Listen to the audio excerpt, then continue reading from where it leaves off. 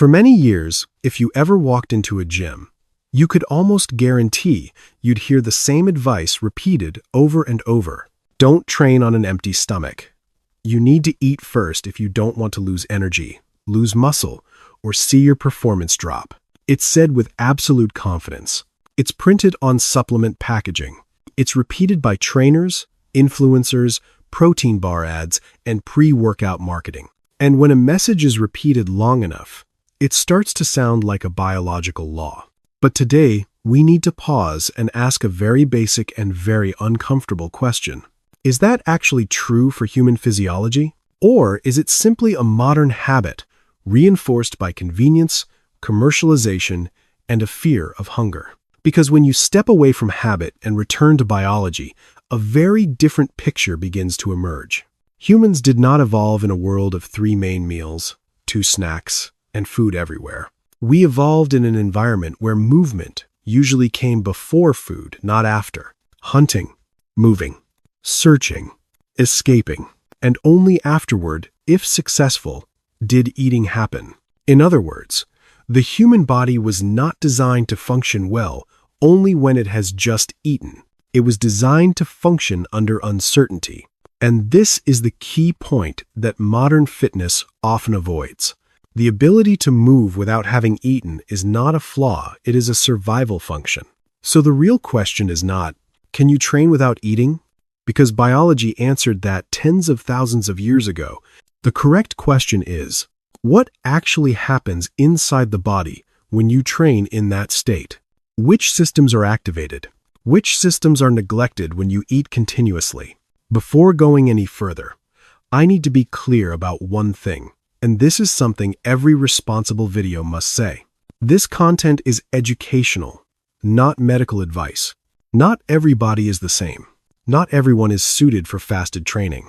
If you have underlying medical conditions, a history of eating disorders, are pregnant, or are insulin dependent, you should not experiment with this without medical supervision. The goal of this video is not to tell you what you must do. The goal is to help you understand how your body works so you can make informed choices.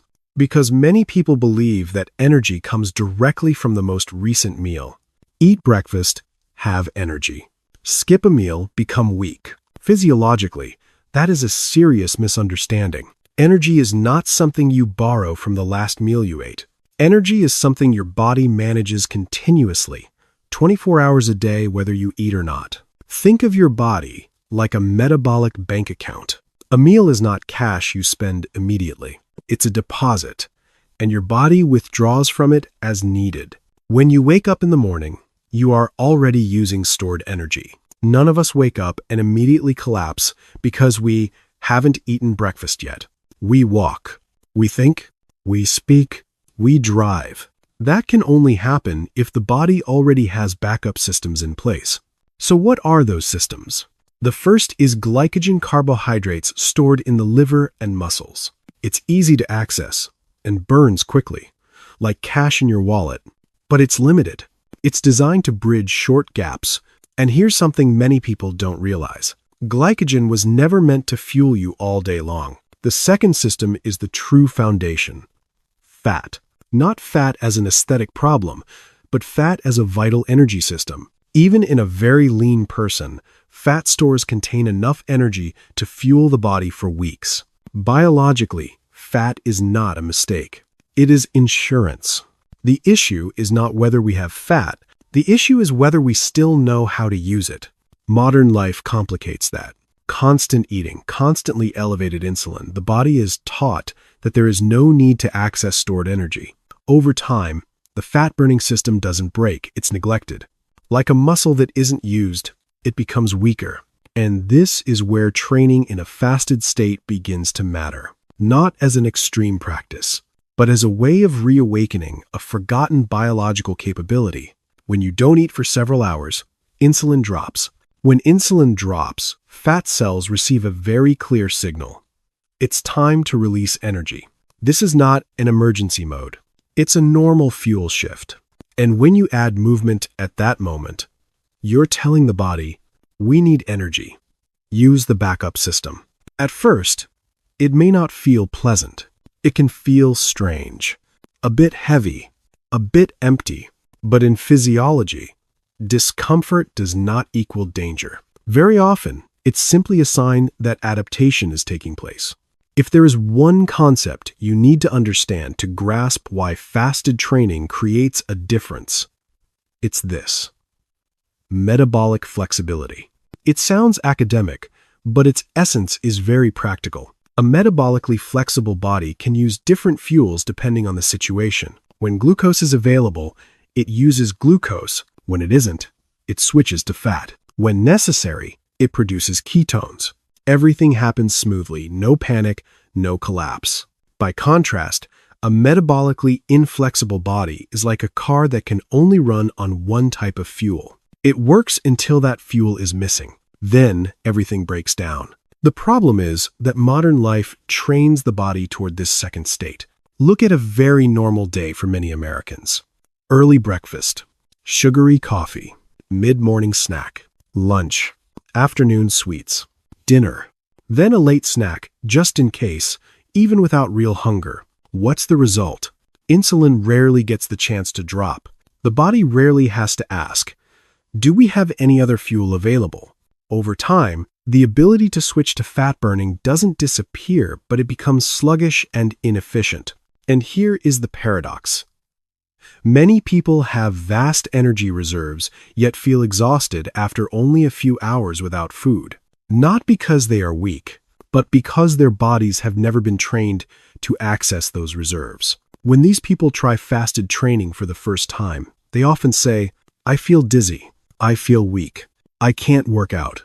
But in many cases, what they are experiencing is not a lack of energy, it's a lack of fuel switching ability. Like a powerful engine that has spent years running only in a low gear. This is where training in a fasted state begins to function as metabolic training. Not to burn fat faster, but to retrain the body to shift gears. When you train with low insulin, the body is forced to answer a question. If glucose isn't available, what will I use?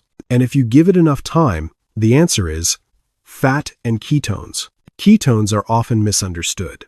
Many people think they only belong to extreme ketogenic diets. In reality, ketones are a normal physiological fuel, especially for the brain. When glucose is not abundant, the liver begins producing ketones from fat. The brain uses ketones very efficiently, steadily, and with fewer fluctuations. That's why many people report better focus and mental clarity when training in a fasted state. This makes complete evolutionary sense. When humans were hungry, they could not afford to drift mentally. They needed to observe, think, and make decisions. Mental clarity during hunger is not a flaw. It is a feature. Beyond ketones, there is another critical factor: hormones. In a fasted state, growth hormone levels rise. When you add exercise, they rise even further. Growth hormone doesn't make you grow muscle instantly, but it protects lean tissue, promotes fat mobilization, and supports recovery. This is why the fear that fasted training will eat away muscle is largely exaggerated. Biologically, muscle is expensive tissue. The body does not destroy it casually, especially in states where protective hormones are elevated. This does not mean that training while fasted is always better. It means the body has far stronger protective mechanisms than we are often taught to fear. Another under-discussed benefit is insulin sensitivity. When you train under low insulin conditions, muscle becomes more efficient at absorbing glucose afterward. In other words, you are training your body to handle carbohydrates better in the future. This is especially important for long-term metabolic health, particularly in a landscape where prediabetes and insulin resistance are increasingly common in the United States. But here, we need to be extremely clear. Not all types of exercise are suitable for a fasted state. The human body has multiple energy systems, and each type of movement places different demands on them. The forms of exercise best suited to fasted training are low to moderate intensity aerobic activities, brisk walking, easy running, steady cycling, activities where you can still breathe through your nose and hold a conversation. At these intensities, fat is the ideal fuel. Energy flow is stable, No explosive output is required. Large glycogen stores are not necessary. That's why many people, after a few weeks of adaptation, say, "I walk in the morning before eating, and it feels easier than I expected. My energy doesn't crash, it's actually more even." By contrast, high-intensity efforts like sprints, HIIT, or heavy circuits place very different demands on the body. They require energy very quickly. And that's where glycogen shines. If you try to force these workouts into a fasted state before adaptation, the body will push back. Not because it is weak, but because you are demanding the wrong system at the wrong time. Interestingly, after a period of metabolic adaptation, some people can still perform high-intensity work with less glycogen. The body learns to conserve glycogen and supplement energy through other pathways. But this takes time. It cannot be rushed. Many people fail with fasted training because they make the same mistake. They try to do too much, too intensely, too soon, and then conclude that the method doesn't work. In the next section, we'll talk about resistance training in a fasted state, what to pay attention to in order to protect recovery, and one critically important factor that most people overlook, the refeeding phase. Because what you do after a fasted workout can determine whether you make progress or undo the entire process. If low-intensity aerobic exercise is the best friend of fasted training, then resistance training or weight training occupies a more delicate position. It's not as extreme as many people think, but it also cannot be treated casually. Weight training has a very different characteristic. It doesn't just consume energy, it creates biological signals. When you lift weights, especially compound movements like squats, deadlifts, and presses, the body doesn't just burn fuel. It activates a cascade of hormonal responses. Growth hormone, catecholamines, and tissue repair signals. What does this mean in the context of fasting? It means that lifting weights in a fasted state is possible, and in fact, many people have done it successfully. Many report that their strength does not drop significantly, and some even feel more focused and less heavy than when training after eating. However, there is one point we must be absolutely clear about. The issue is not the workout, it's what happens after the workout. Resistance training creates micro-damage in muscle fibers. This is not a bad thing. It's the signal for the body to repair and adapt. But repair requires raw materials, and those materials are amino acids from protein. If you lift weights while fasted and then continue fasting for many hours afterward, you're placing the body in a suboptimal situation. Not because fasted training eats muscle, but because you delay the delivery of recovery materials for too long. This is why the most sensible approach to fasted weight training is train near the end of the fasting window, then refeed relatively soon afterward, prioritizing protein. This does not cancel the benefits of fasting. On the contrary, it completes the biological cycle. Fasting creates a favorable hormonal environment. Training provides the adaptation signal. Refeeding supplies the building materials. Skipping this final step is like laying a foundation and building a frame, but never finishing the house. And here, we need to clarify something that is often misunderstood in the fitness community. Fasting is not a test of willpower. Training is not a punishment.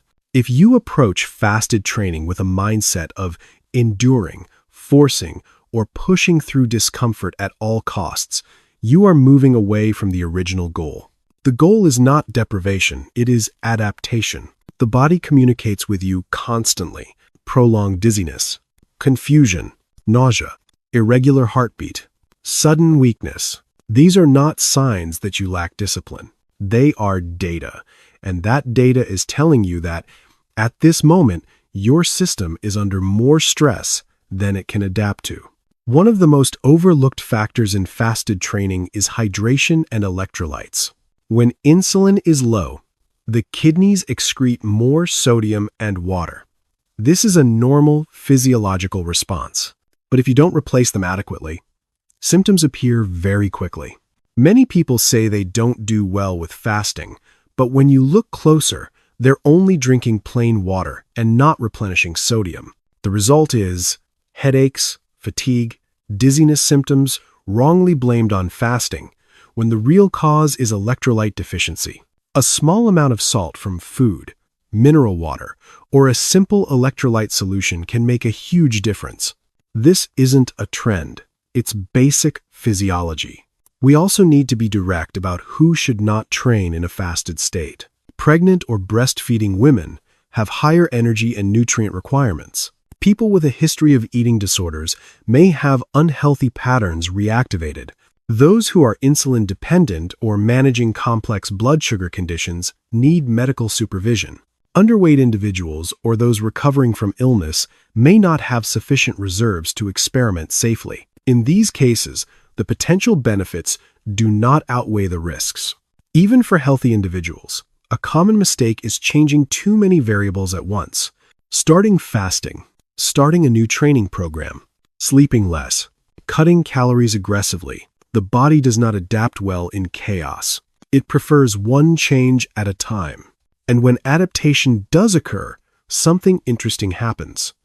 Fasted training no longer feels special. It's no longer dramatic. It becomes familiar. Hunger feels less urgent. Energy becomes more predictable. You are no longer driven by the feeling that you must eat immediately.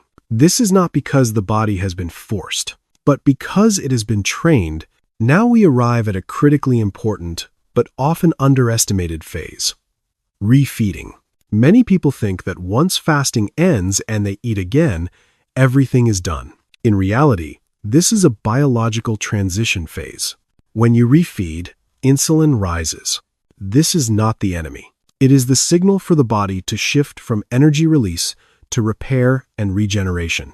In the first 24 hours after refeeding, digestion reactivates, hormones recalibrate, and blood flow is prioritized for absorption. This is not an ideal time to push high training intensity. Light movement during this phase, walking, stretching, mobility work, helps the body reintegrate movement and digestion smoothly. In the next phase, roughly 24 to 72 hours after refeeding, glycogen is gradually replenished. Insulin sensitivity remains high. This is a very favorable biological window for handling carbohydrates efficiently. Glucose is directed into muscle rather than stored as fat. By around 72 hours, most systems have stabilized. At that point, you can return to your usual training intensity. But there is one final trap: overcompensation. Trying to make up for fasting by training too hard or too much only disrupts adaptation. The body does not reward punishment. It rewards consistency. In the next section, we'll talk about protein, post-fasting psychology, and why fasted training should remain a flexible tool, not an identity. Because the final destination of all of this is not control, but autonomy. If there is one nutrient that must be placed correctly within this entire discussion, it is protein, not as a fitness hack, but as the fundamental repair material of the body. Fasting creates a unique hormonal environment. Growth hormone rises. Insulin sensitivity improves. The body temporarily prioritizes lean tissue preservation and fat mobilization. Because of this, how you reintroduce protein when you eat again determines whether the process is completed or wasted.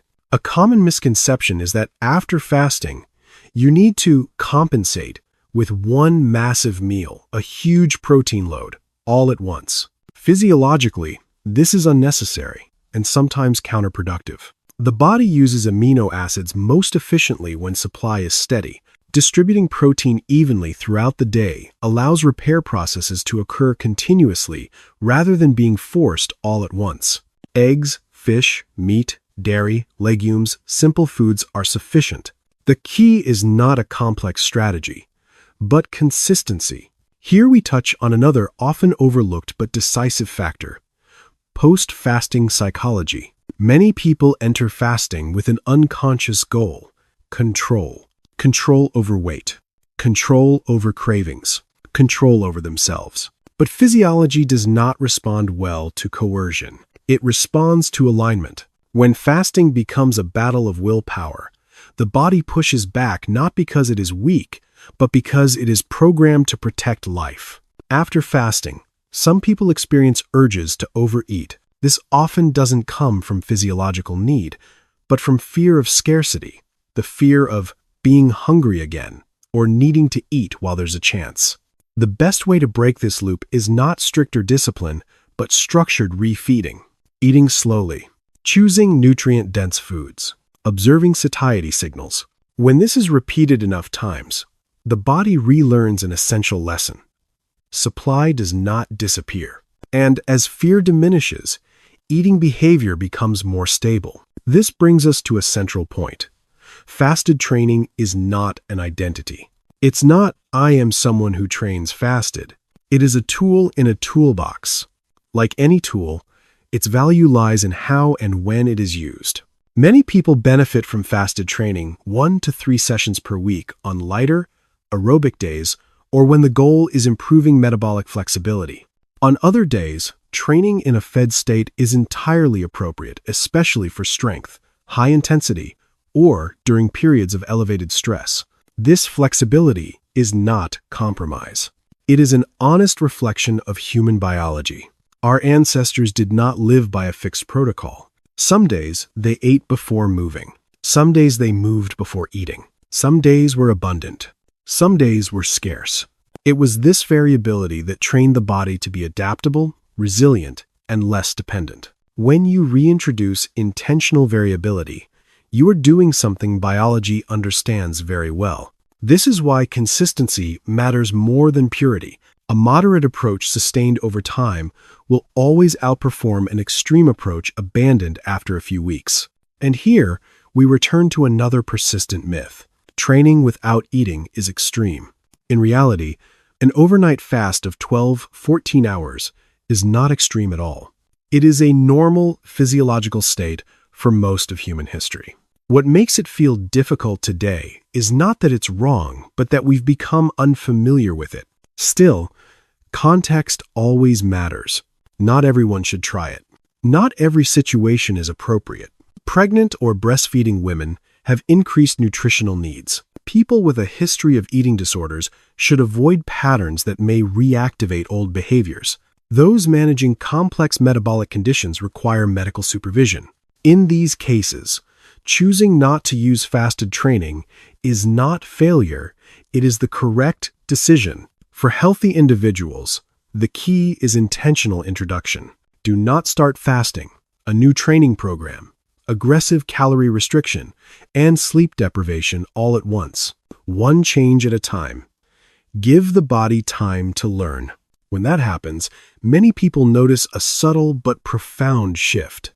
They are no longer dominated by the fear of not having enough energy. And helping. They begin to trust their internal systems. And this is where the entire story converges. The ultimate goal is not training while fasted. The goal is metabolic autonomy, a body that knows how to function both when food is available and when it is not.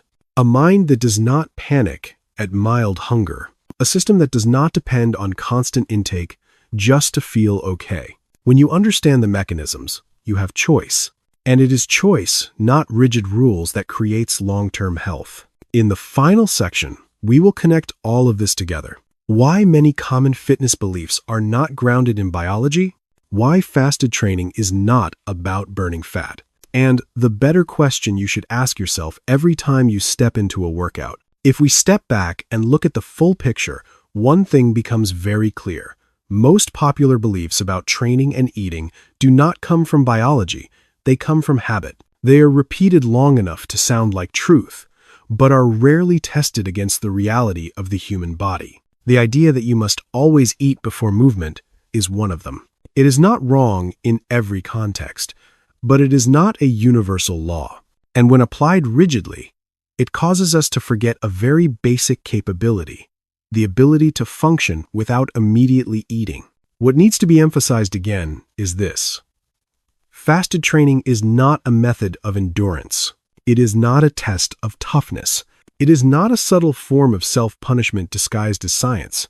If you approach it with tension, force, or an expectation of quick results, you miss its entire biological meaning. Because fasted training, at its core, is not about eating or not eating. It is about the ability to choose. A healthy body is not one that is constantly fed, but one that can operate steadily across many states. Fed, unfed, light movement, heavy movement, rest, recovery. When you lose that ability, dependence begins. Dependence on snacks. Dependence on sugar. Dependence on the feeling that you must eat something right now, in the first worded way. And this dependence is often cleverly disguised as self-care. But biology does not operate on short-term comfort. It operates on long-term adaptability. This is especially important in the current metabolic health landscape in the United States. Insulin resistance, prediabetes, chronic fatigue, and energy dysregulation are not individual failures. They are the result of an environment where food is always available, but adaptive capacity is scarce. In that environment, fasted training is not a cure-all, but it can serve as a powerful biological reminder. Your body was designed to do more than you are currently allowing it to do.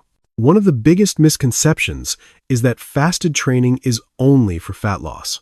Yes, increased fat oxidation is a documented outcome, but that is only the surface. The deeper value lies in training the energy systems. A metabolically flexible body panics less during mild hunger cysts, relies less on sugar for focus, handles carbohydrates better when refeeding, recovers more steadily, and most importantly, is less driven by fear of scarcity. This is not something you achieve by counting calories or forcing yourself to eat on schedule. And here, we must be direct about the limits of this approach. Fasted training is not for everyone, and it does not need to be applied all the time. Pregnant women, breastfeeding women, individuals with a history of eating disorders, and those managing complex metabolic conditions, all of these cases fall outside this discussion. Not applying fasted training in these situations is not failure. It is respect for individual biology. Even for healthy individuals, fasted training only delivers value when introduced strategically. Not every day, not every workout, not to prove anything, but to expand the body's capabilities, not narrow them. And this is the key point I want you to remember as this video ends. Biology does not reward extremism. It rewards alignment. Your body does not need to be forced to adapt. It needs the right conditions and enough time. When you understand how insulin works, how fat is mobilized, how hormones protect tissue, how refeeding completes the cycle, you no longer need slogans. You can make decisions based on understanding. And that leads us to the final and most important question. Not, should I always eat before training? But, in this situation, what actually supports my performance and recovery? Some days, the answer is eating beforehand. Some days, the answer is light movement while unfed. Some days, the answer is rest. There is no single formula, because the human body is not an assembly line machine. It is a living system that responds to context, circadian rhythm, stress, sleep, and personal history. When you accept that, your relationship with training and eating begins to change. It becomes less tense, less fearful, less extreme. You no longer train to punish your body. You train to cooperate with it. And if there is one final message I want to leave you with, it is this. Your body is not fragile. It is adaptive. It has survived and adjusted for tens of thousands of years, far longer than any fitness trend. When you learn to work with those systems rather than against them, you don't just improve performance, you reclaim your physiological autonomy. If this video helped you see your body more clearly, share it with someone who still believes that skipping a meal means becoming weak. And if you want to continue exploring the biological truth behind metabolism, fasting, and movement, stay with the Metabolic Truth Lab channel. Until then, take care of your body. It adapted long before we began questioning it, and it is still doing so every day.